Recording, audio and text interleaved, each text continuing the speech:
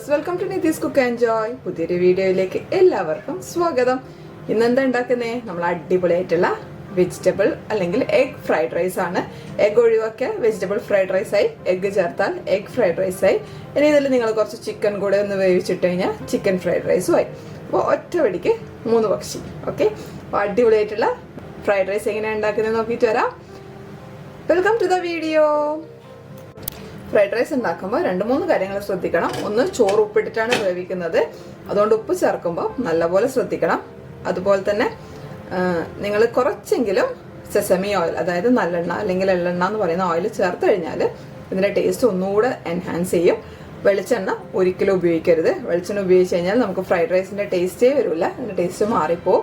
ഈ 3 കാര്യങ്ങളൊക്കെ ഒന്ന് ശ്രദ്ധിച്ചു കഴിഞ്ഞാൽ നമുക്ക് സൂപ്പറായിട്ടുള്ള ഫ്രൈഡ് റൈസ് ഉണ്ടാക്കാൻ പറ്റും. അതുപോലെ തന്നെ വെജിറ്റബിൾസും റൈസും തലേന്ന് തന്നെ റെഡിയാക്കി ഫ്രിഡ്ജിലൊക്കെ മറക്കരുത്. നമ്മുടെ ഫ്രൈഡ് റൈസ് ഉണ്ടാക്കാൻ വേണ്ടിയിട്ട് ഞാൻ 2 കപ്പ് ബസ്മതി റൈസ് എടുത്തിട്ടുണ്ട്. 2 കപ്പ് 250 ml കപ്പിൽ 2 കപ്പാണ് എടുത്തിട്ടുള്ളത്. ഇത് നമുക്ക് നല്ലപോലെ കഴുകി വൃത്തിയാക്കി എടുക്കണം. എന്നിട്ട് വെള്ളത്തിൽ കുതിർത്ത് വെക്കണം. ഏറ്റവും കുറഞ്ഞത് അരമണിക്കൂർ, 20 മിനിറ്റ് മുതൽ അരമണിക്കൂർ വരെ നമുക്ക് കുതിർത്ത് വെക്കണം. അപ്പോൾ ഇത് നല്ലപോലെ കഴുകി കുതിർത്ത് വെക്കട്ടെ. ഇതിന്റെ വെള്ളം നല്ലപോലെ തെളിഞ്ഞു വരുന്നവരെ കഴുകണം കേട്ടോ. അപ്പോൾ ഇത് കഴുകി കൊണ്ടുവന്നിട്ടുണ്ട്. വെള്ളത്തിൽ നമുക്ക് അരമണിക്കൂർ ഇട്ട് വെക്കാം. ഈ സമയം കൊണ്ട് നമുക്ക് വെള്ളം തിളപ്പിക്കാം. അരമണിക്കൂർ കഴിഞ്ഞിട്ടാകുമ്പോൾ ഇതിൻ്റെ അകത്ത് വെള്ളം കളഞ്ഞിട്ട് ഇത് ഊറ്റി വെക്കണം. ഒരു ഐസ് ട്രെയിനറിലോ അല്ലെങ്കിൽ അതുപോലെ എന്തെങ്കിലും ഇട്ടിട്ട് വെള്ളം മുഴുവൻ കളഞ്ഞു വെക്കണം കേട്ടോ. അരമണിക്കൂർ മാക്സിമം കുതിർത്താൽ മതി. 20 മിനിറ്റ് മുതൽ അരമണിക്കൂർ വരെയാണ് സമയം. ഞാനിവിടെ കുറച്ചധികം വെള്ളം ചൂടാക്കാൻ വെച്ചിട്ടുണ്ട്. ഇതിലേക്ക് നമുക്ക് ഉപ്പ് ചേർത്ത് കൊടുക്കാം. നോർമലി നമ്മൾ ബിരിയാണിക്കൊക്കെ ചോറ് വേവിക്കാൻ വെക്കുന്നത് പോലെ തന്നെ കുറച്ചധികം ഉപ്പ് മുന്നിട്ട് നിൽക്കണം. നല്ല പോലെ തിളച്ചതിന് ശേഷം നമുക്ക് ഉപ്പ് നോക്കിയിട്ട് ഉപ്പ് കറക്റ്റ് ആക്കിയതിന് ശേഷം നമുക്ക് ഇതിലേക്ക് ഓയിൽ ഒഴിച്ചു കൊടുക്കാം. അതിൽ തന്നെ ഓയിൽ ഒഴിച്ചു കൊടുത്തു കഴിഞ്ഞാൽ നമുക്കിതിൻ്റെ ഉപ്പ് രസം ശരിക്ക് കറക്റ്റായിട്ട് അറിയാൻ പറ്റൂല കേട്ടോ. ഞാനിതിലേക്ക് 2 ടേബിൾ സ്പൂൺ ഓയിൽ ഒഴിച്ചു കൊടുത്തിട്ടുണ്ട്. ഏത് ഓയിലായാലും കുഴപ്പമില്ല, ഫ്ലേവർ ഇല്ലാത്ത ഓയിലായാൽ മതി. വെളിച്ചെണ്ണ ഒഴിക്കുക, നിങ്ങൾക്ക് ഏത് ഓയിൽ വേണമെങ്കിലും ഉപയോഗിക്കാം. വെള്ളം നല്ല പോലെ തിളക്കുന്നുണ്ട്. നമ്മൾ നേരത്തെ കഴുകി ഊറ്റി വെച്ചിട്ടുള്ള അരിയാണ്. ഇത് ചേർത്ത് കൊടുക്കാം. അരമണിക്കൂർ ആയതിനു ശേഷം ഞാനിത് ഊറ്റി വെച്ചിട്ടുണ്ടായിരുന്നു. ഇതൊന്ന് തിളക്കാൻ തുടങ്ങുമ്പോൾ 10 മിനിറ്റ് നമുക്ക് ടൈമർ വെച്ച് കൊടുക്കാം. കറക്റ്റ് 10 മിനിറ്റ് ആകുമ്പോൾ നമുക്കിത് ഊറ്റിയെടുക്കാം. എൻ്റെ ഈ അരിക്ക് 10 മിനിറ്റ് വേവേ ഉള്ളൂ. ചില അരിക്ക് 12 മിനിറ്റ് വരെ വേവ് ഉണ്ടാവും. നിങ്ങൾ യൂസ് ചെയ്യുന്ന അരിയുടെ ക്വാളിറ്റിയും ഇതൊക്കെ അനുസരിച്ചിട്ട് വ്യത്യാസം വരും. അപ്പോൾ അതൊന്ന് ചെക്ക് ചെയ്താൽ മതി. ഒരു 10 മിനിറ്റ് ആകുമ്പോഴേക്കും ഒരു 80% വേവായിട്ടുണ്ടെങ്കിൽ അപ്പോൾ തന്നെ നമുക്ക് കോരി മാറ്റാം. അരി തിളച്ച് തുടങ്ങിയിട്ടുണ്ട്. ഇനി നമുക്ക് 10 മിനിറ്റ് ടൈമർ വെക്കാം. 10 മിനിറ്റ് ആയിട്ടുണ്ട്. ഇനി നമുക്കിത് തീ ഓഫ് ചെയ്യാം. ഇത് വീണ്ടും ഈ ചോറ് അരിച്ചെടുക്കാം. ഒരു സ്ട്രെയിനറിലേക്ക് ഇട്ട് കൊടുക്കാം.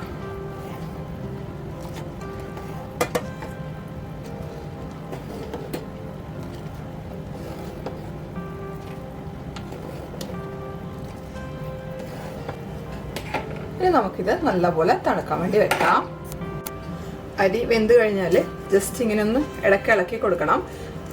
സ്പൂൺ ഇട്ടിട്ടൊന്നും തവി ഇട്ടിട്ടൊന്നും ഇളക്കാൻ പാടില്ല. ഇതുപോലെ നമുക്കൊന്ന് കുടഞ്ഞിട്ട് കൊടുത്താൽ മതി. അല്ലെങ്കിൽ ഒരു നല്ല വീതിയുള്ള പ്ലേറ്റിൽ ഇട്ടിട്ട് നല്ലപോലെ ഒന്ന് തണുക്കാൻ വെക്കണം. നല്ലപോലെ റൂം ടെമ്പറേച്ചറിലായതിനു ശേഷം മാത്രമേ നമുക്കിത് ഫ്രിഡ്ജിലോട്ട് എടുത്ത് വെക്കാൻ പാടുള്ളൂ. ചൂടോടുകൂടി എടുത്ത് വെക്കരുത്. ഇതുപോലെ ഒരു കണ്ടെയ്നർ എടുത്തിട്ട് നമുക്ക് അതിലോട്ടേക്ക് ചോറിട്ട് കൊടുക്കാം. ഒന്നുകൂടെ നല്ലപോലെ തണുത്തതിന് ശേഷം മാത്രമേ ഞാൻ ഫ്രിഡ്ജിലെടുത്ത് വെക്കുള്ളൂ. അപ്പോൾ ഇത് ചോറിന്ന് ഞാൻ 2 കണ്ടെയ്നറിലാക്കി വെച്ചിട്ടുണ്ട്. ഇനി ഇതൊന്നുകൂടെ നല്ലപോലെ തണുത്തതിന് ശേഷം അടച്ചു വെച്ചിട്ട് ഫ്രിഡ്ജിൽ വയ്ക്കും. ഫ്രൈഡ് റൈസിലേക്ക് ചേർക്കാൻ വേണ്ടിയിട്ട് ഞാൻ 5 മുട്ട എടുത്തിട്ടുണ്ട്. എഗ് ഫ്രൈഡ് റൈസ് ആയതുകൊണ്ടാണ് 5 മുട്ട എടുത്തത്. നിങ്ങൾ സാധാ ഫ്രൈഡ് റൈസ് ആണെങ്കിൽ അല്ലെങ്കിൽ വെജ് ആണെങ്കിൽ മുട്ട ഒഴിവാക്കാം. ചിക്കൻ ആണെങ്കിൽ ഒരു 2ഓ 3ഓ എടുത്താൽ മതി. ഞാൻ ഇതിലേക്ക് ആവശ്യത്തിന് ഉപ്പ് ചേർത്ത് കൊടുക്കാം. 1/4 ടീസ്പൂൺ കുരുമുളക് പൊടി ചേർക്കുന്നുണ്ട്. നിങ്ങൾക്ക് വൈറ്റ് പെപ്പർ ഉണ്ടെങ്കിൽ അത് ചേർക്കാം. ഞാനിവിടെ ബ്ലാക്ക് പെപ്പർ തന്നെയാണ് ചേർക്കുന്നത്. നല്ലപോലെ ഇതൊന്ന് മിക്സ് ചെയ്തിട്ട് നമുക്കിതൊന്ന് സ്ക്രാമ്പിൾ ചെയ്തെടുക്കണം. നമുക്കൊരു പാൻ ചൂടാക്കാൻ വെക്കാം. അതിലേക്ക് കുറച്ച് ഓയിൽ ഒഴിച്ചു കൊടുക്കാം. ചൂടായ പാനിലേക്ക് നമുക്ക് ബീറ്റ് ചെയ്ത എഗ് മിക്സ് ചേർത്ത് കൊടുക്കാം.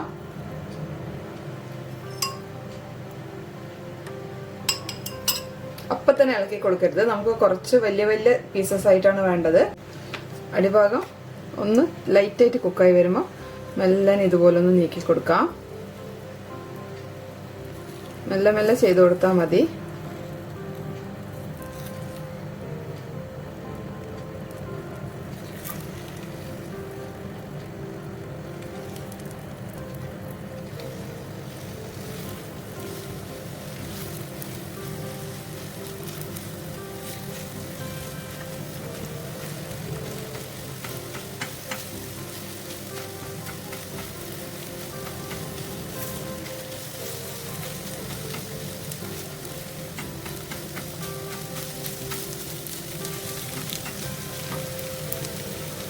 ഇത്രയും മതി. ഇനി നമുക്കിത് ഓഫ് ചെയ്തിട്ട് മാറ്റി വെക്കാം. ഒന്നും കൂടെ റൈസിലിടുമ്പോൾ ഒന്നുകൂടെ ഒന്ന് കുക്കായിക്കോളൂ. നമ്മളൊരു വലിയ പാൻ ചൂടാക്കാൻ വെച്ചിട്ടുണ്ട്. അതിലേക്ക് 2 ടേബിൾ സ്പൂൺ നല്ലെണ്ണ ചേർത്ത് കൊടുക്കാം. നല്ലെണ്ണ, എള്ളെണ്ണ, സെസമി ഓയിൽ ഇതൊക്കെ സെയിം സാധനമാണ്. ഇതിനാണ് ഏറ്റവും നല്ല ഫ്ലേവർ എനിക്ക് ഫീൽ ചെയ്തിട്ടുള്ളത്. ഇതിന്റെ കൂടെ 2 ടേബിൾ സ്പൂൺ സൺഫ്ലവർ ഓയിൽ ചേർത്ത് കൊടുക്കാം.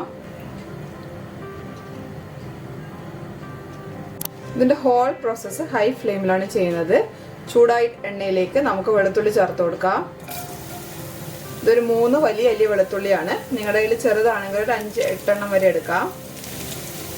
അതിന്റെ കൂടെ 2 പച്ചമുളക് വട്ടത്തിൽ ചെറുതായി അരിഞ്ഞതാണ്.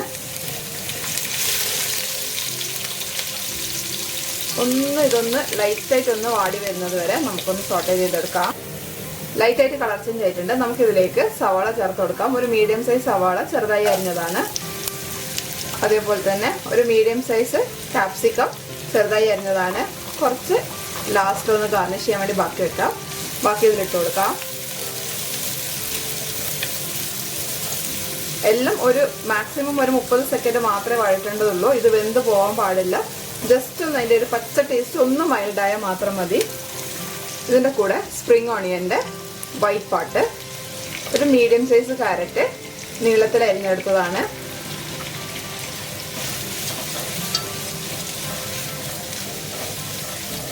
ഇനി ഇതിലേക്ക് ചേർക്കുന്നത് ഒരു പാക്കറ്റ് ചിക്കൻ സ്റ്റോക്കിൻ്റെ ക്യൂബാണ്. ഒരു പാക്കറ്റിൽ 2 എണ്ണം ഉണ്ടാവും. അതും ഇതിൽ കിടന്നിട്ട് നല്ലപോലെ ഒന്ന് മിക്സായി വരട്ടെ. ഇതാണ് ഇതിൻ്റെ ഒരു ടേസ്റ്റ് മേക്കർ എന്ന് പറയുന്നത്.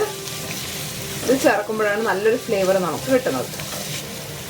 ഇനി ഇതിലേക്ക് സ്പ്രിംഗ് ഓണിയൻ 2 തണ്ട് വലിയ തണ്ട് സ്പ്രിംഗ് ഓണിയനാണ് എടുത്തത്.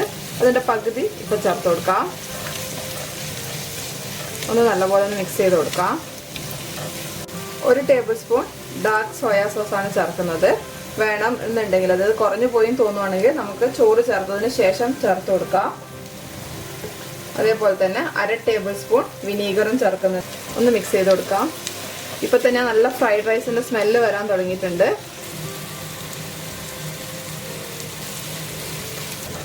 ഇനി നമുക്ക് ഈ സമയത്ത് ഉപ്പ് നോക്കാം. ഉപ്പ് കുറവാണ്. അപ്പം നമുക്ക് ഇതിനകത്തേക്ക് കുറച്ച് ഉപ്പ് ചേർത്ത് കൊടുക്കാം. ഒന്ന് മിക്സ് ചെയ്ത് കൊടുക്കാം.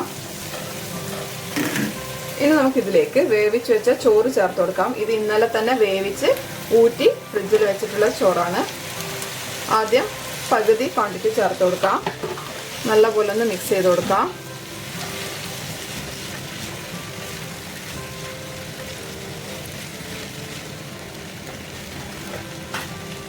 ഇനി ബാക്കി ചേർത്ത് കൊടുക്കാം. 2 കപ്പ് അരിയുടെ ചോറാണ്. 250 ml കപ്പിൽ 2 കപ്പ് അരി.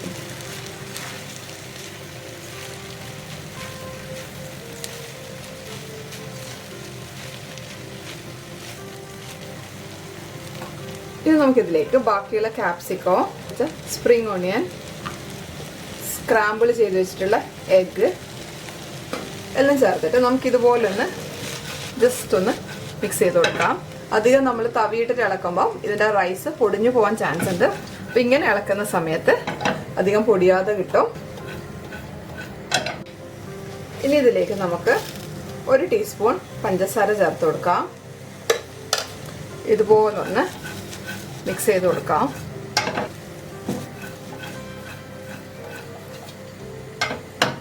ഇനി നമുക്കിത് അടച്ചു വെച്ചിട്ട് 5 മിനിറ്റ് ഹൈ ഫ്ലെയിമിൽ തന്നെ കുക്ക് ചെയ്തെടുക്കാം. ഇതിൽ ഒന്നുകൂടെ ഒരു ക്രിസ്പി ആയിട്ട് ക്യാരറ്റ് നിൽക്കാൻ വേണ്ടിയിട്ട് കുറച്ച് ക്യാരറ്റ് ലാസ്റ്റിൽ മേലെ ചേർത്ത് കൊടുക്കുന്നുണ്ട്. എന്നിട്ടാണ് അടച്ചു വെച്ചിട്ട് 5 മിനിറ്റ് ഒന്ന് ഹൈ ഫ്ലെയിമിൽ തന്നെ കുക്ക് ചെയ്യണം. നന്നായിട്ട് മുരിഞ്ഞു വരണം. ഇടയ്ക്കൊന്ന് ഇളക്കി കൊടുക്കാൻ മറന്നു പോരുത്. ഹൈ ഫ്ലെയിമിലാണ് ഇട്ടിട്ടുള്ളത്. ഇതിൻ്റെ അകത്ത് വേണമെങ്കിൽ ബീൻസ് ചേർക്കാം. അതുപോലെ തന്നെ ക്യാബേജ് ഉണ്ടെങ്കിൽ ക്യാബേജ് ചേർക്കാം. അതൊക്കെ നമ്മുടെ ഇഷ്ടത്തിനനുസരിച്ചിട്ട് മാറ്റം വരുത്താം. അപ്പോൾ ഇതൊന്ന് 5 മിനിറ്റ് ഇരിക്കട്ടെ. ഇടയ്ക്ക് ഞാൻ ഇളക്കി കൊടുക്കും.